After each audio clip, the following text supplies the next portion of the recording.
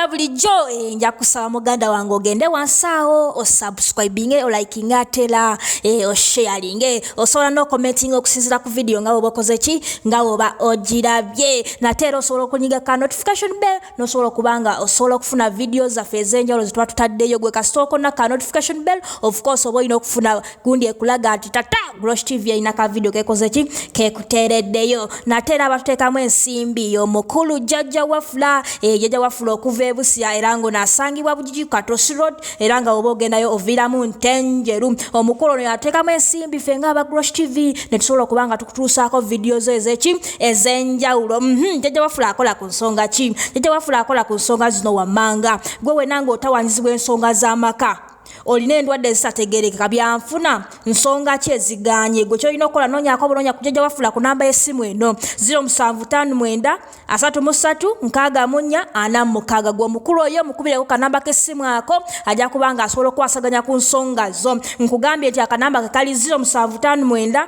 33 64 46 yo omukulu jjajja wafula nkugambye nti ono asangibwa Bugigi Katosi Road era nga oba ogendayo oviramu Ntenjeru gwe kasita otuuka Ntenjeru jjajja wafula oba okoze ki oba omutuuseeko era nyongera okujjukiza nti ekirungi ekiri ku jjajja wafula ono osasula omaze kulabako obanga omaze kuwona kyekirungi kyokka omukulu ono kyakola ki kyalina gwe wenna oba olina ekizibu kyonna nga kikusumbuwa gwe kyolina okukola munoonyeeko buloonya kanamba k'essimu ako gwe kasita oterera bwoti ng'omulyoka okola ki omukolako ekirungi kyalina nkugambye nti osasula omaze kuwona so oyo omukulu ateekamu akasente ffe nga aba Grosh TV nesobola okubanga tukutuusaako videos ez'enjawulo natera ng'oli eyo nga wandetaza okubanga olanga naffe aba Grosh TV tulonyeeko kanamba k'essimu kaffe kano 0750 24 akanamba ka Grosh TV gwe wena nga wandetaza okuba nti olanga naffe tunonyeeko kanamba k'essimu ako tujja kubanga tukola ki tukukwasaganya. What Bigeye is doing is wrong. Kyokyo ngenda kimugamba asooka alinda omusajja tanaba nakudda Kampala ate kati yavuddeyo sibitegeera abantu Bigeye tekina Bigeye kati kyenjagala okugamba mu Uganda wano ekibuuzo kya kimulekawa lekerawo kibuuza ate kimulekawa abaana kati bafuuse city ya danger omwana ajja n'agamba nti moze oli wambwa n'agenda gwamanya oba okitwala oba tokitutte kati golowooza Bigeye we yakiteereddeyo we yakiwandiikidde n'akiteerayo ategeera tategeera okujjawo ng'agamba akawunti CEO bafeeki oba bamuhakizi naye bw'aba nga yabitaddeyo yabiteereddeyo ategeera bulungi okitegeera kyakola akimanyi era akimanyi nti Kenzo ajja nnyiiga oba okitegeera kyegamba kati kati kiki kyaba yeeraliikirira ekyo kati akisabumiti akimaze ye yeefudde city ya danger agenze kukiddako.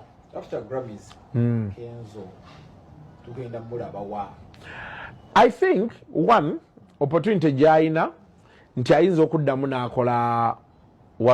zino concert zebadde nga bamupangisa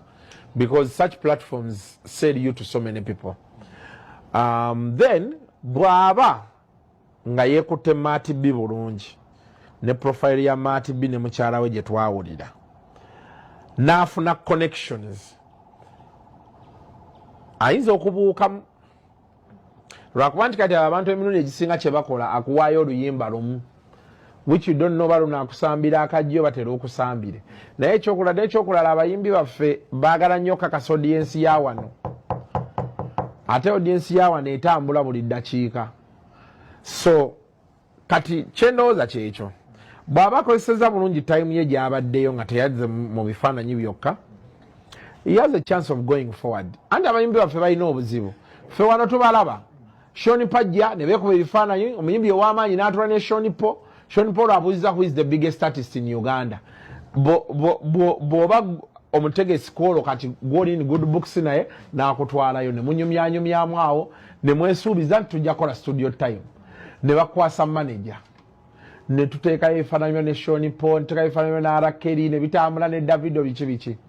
kati reality n'ekustrikinga ne bakugamba one omuyimbi baba n'akola naawe date z'alina ze zino you have to fly here like 2 weeks earlier nobeera bagerako mu studio ne balaba osobola oba tosobola ate gwe osasulira studio ate gwe okola kyo bitegera byekugamba kati omuyimbi waawo anaagenda omumaliriza nga byonna bikola oluyimba lufulume ne vidiyo yaka akomewo e Kampala wano ng'ekimwetagisa emitwalo gya ddo egi. Uganda, let them stop that nonsense. Let us be glad because in our lifetimes, and this is so good in Eddy Kenzo, but in our lifetimes there are things we need to see. We have seen the BETs and again. Gwewe nanga wandyetaaze okwata omukolo gwo nga okwanjula embaga amazaalibwa baby shower kuhinjira n'ebirala bingi nkwanjulira Glosh TV bakafulu bokuba ebifaananyi n'okwata video era nga wandyetaaze okulanga wamu ne Glosh TV kuba ku namba y'essimu eno noti 75 noti 31 283 tweyunire oleme kwejjusa.